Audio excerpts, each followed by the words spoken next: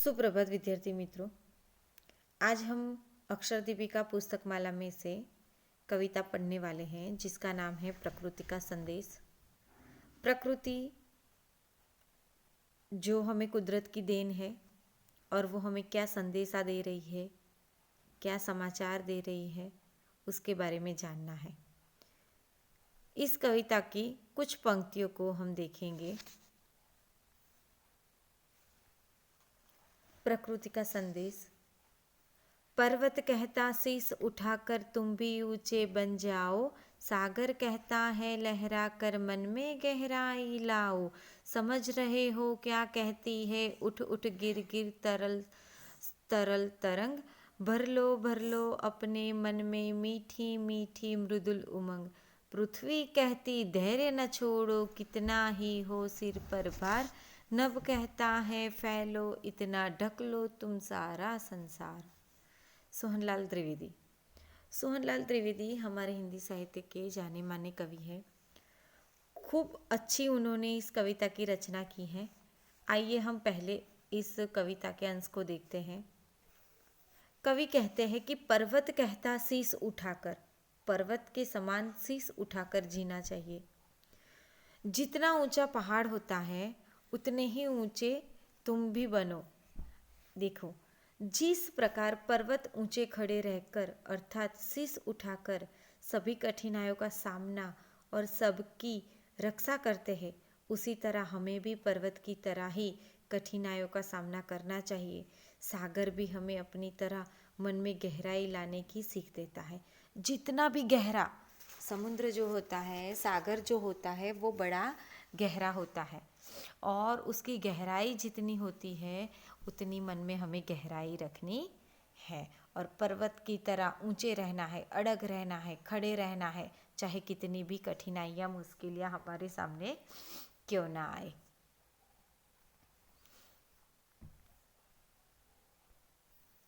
समझ रहे हो क्या कहती है उठ उठ गिर गिर तरल तरंग, भर लो अपने मन में मीठी मीठी मृदुल उमंग। यहाँ पे कवि कहते हैं कि हमें धैर्यवान और सहनशील बनना चाहिए। समुद्र की लहरें शांत भाव से ऊपर नीचे उठती गिरती लहराती रहती है। इस प्रकार हमें शांत रहकर अपने मन में कोमल उत्साह जागृत रखना चाहिए। हमें अपना धैर्य जो होता है वो कभी नहीं छोड़ना चाहिए। अगर धैर्य छोड़ दिया तो अनर्थ हो जाएगा। सहनशीलता, जितना हो सके उतना सहना चाहिए। समुद्र की लहरें जो शांत भाव से हमें दिखाई देती है, ऊपर नीचे होती उठती गिरती लहराती उन लहरों को देखते हुए अपने जीवन में भी उतार चढ़ाव की लहरों को समझना है। इसी प्रकार हमें शांत रहकर अपने मन के कोमल उत्साह को, कोमल मृदु कोमल भाव को जागृत करना चाहिए। पृथ्वी से हमें बहुत कुछ सीखने को मिलता है। पृथ्वी कहती है धैर्य न छोड़ो। पृथ्वी ने अपना धैर्य छोड़ा ही नहीं है। काफी बोझ उठा के रखा है उसने। कितना ही हो सिर पर भार, बहुत सारा बोझ है उसके सर पर। और नभ से हमें ये सीख मिलती है कि फैलो इतना कि तुम पूरे संसार को ढक लो, ढक लेना है। देखो, पृथ्वी के सिर पर इतना भार होने पर भी वह अपना उत्साह धैर्य नहीं छोड़ती। वैसे ही किसी भी परिस्थिति में हमें अपना धीरज नहीं खोना चाहिए। धीरज रखकर ही हमें अपना हर कार्य करना चाहिए, शांति से, प्रेम पूर्वक, भावपूर्वक। कहने को तो यही कहा जाता है कि कहने की दो तरीके होते हैं, एक बड़ी ही कोमल भाव से और दूसरा ही कठिन शब्दों से। तो क्यों ना कोमल भाव से ही अपनी बात को शुरू करें। हमेशा आगे बढ़ना चाहिए। आकाश भी हमें अपनी तरह ही पूरे संसार में फैलने की सीख देता है। कितना दूर दूर तक नज़र डालोगे, आसमान, आकाश, नभ, चारों तरफ फैला हुआ है और हमें हमारे संसार को उसने ढक के रखा है। उसी तरीके से पृथ्वी, तो पृथ्वी ने जिस तरीके से बोझ उठा के रखा है, जिस तरीके से भार उठा के रखा है, तो उससे भी हमें एक सीख मिलती है कि कितनी भी कठिन परिस्थिति क्यों ना हो, लेकिन अपना धैर्य नहीं छोड़ना चाहिए। हमें अपने अच्छे कामों से पूरे संसार में यश कमाना है और अपना नाम रोशन करना है। कब नाम रोशन कर पाओगे? वैसे तो नाम खुद ही बिगाड़ना है, खुद ही उसे ठीक करना है, ऐसा कहा जाता है।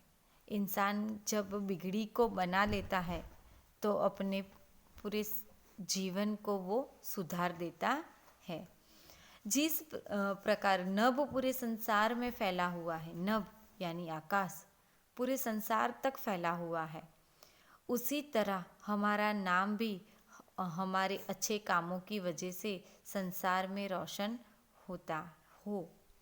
जब लोग हमारे अच्छे कामों की प्रशंसा करेंगे तभी हमें पूरे जग में आसमान की तरह छा सकेंगे। तो हमारा कर्तव्य है कि हम पर्वत, सागर, पृथ्वी, नभ की तरह बने। जिस प्रकार से प्रकृति की निस्वार्थ भाव से सेवा करती है, उसी प्रकार हमें भी निस्वार्थ भाव से लोगों की सेवा करनी चाहिए। प्रकृति की देन कौन है? तो हमारे ईश्वर भगवान, जिन्होंने ये प्रकृति की देन हमें मूल्यवान भेंट के रूप में दी है।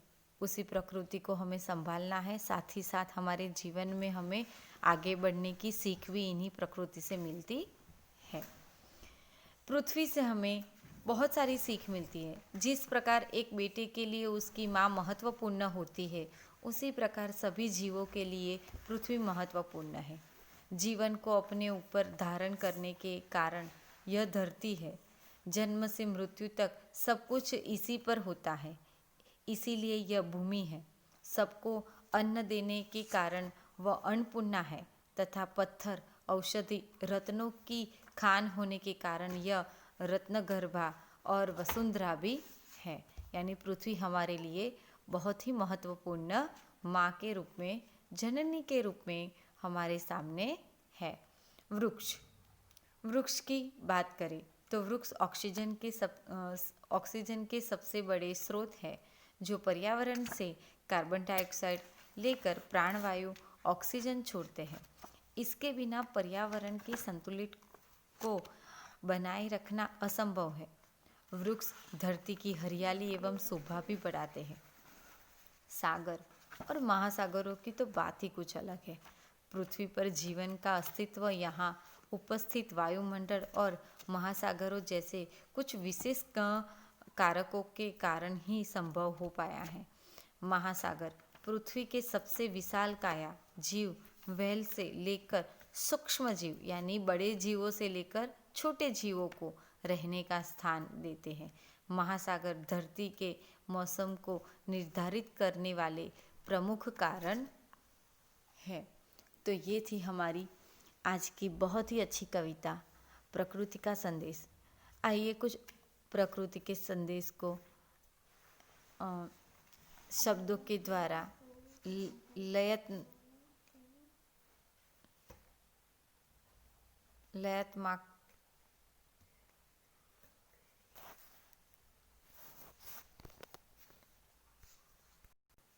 लयात्मक रूप से देखें। तो आइए देखते हैं प्रकृति का संदेश। का संदेश।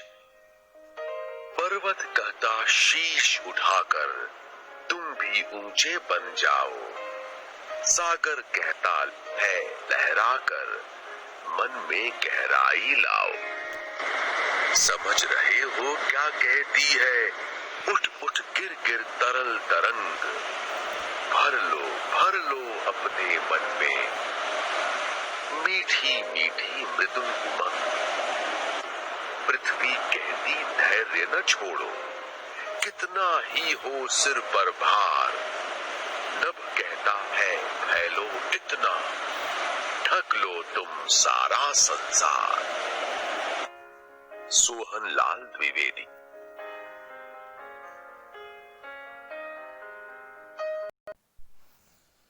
तो ये है प्रकृति का संदेश कविता।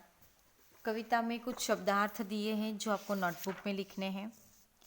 बाकी का अभ्यास कार्य की चर्चा हम बाद की क्लास में करेंगे। तो धन्यवाद बच्चों।